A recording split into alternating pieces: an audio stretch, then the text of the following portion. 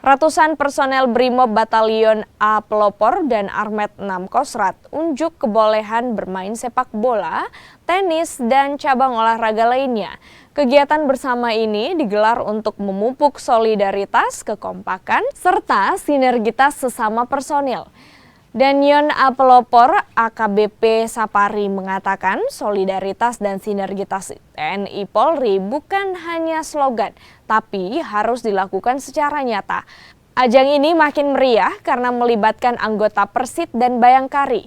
Kegiatan olahraga bersama ini diawali dengan pelaksanaan apel pagi yang dipimpin dari kedua batalion.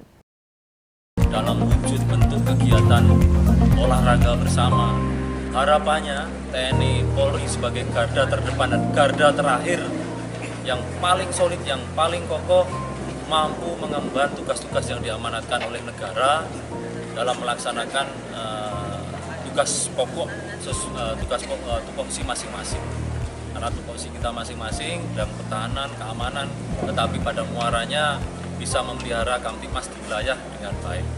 Dengan terwujudnya, terjalinnya komunikasi, kemudian silaturahmi yang baik antara TNI dan Polri, dalam hal ini antara Yon Armet 6 dengan Yon Brimob, ini sebagai contoh, sebagai toladan bagi satuan-satuan yang lain, sehingga dalam pelaksanaan tugas kita dapat melaksanakan dengan baik.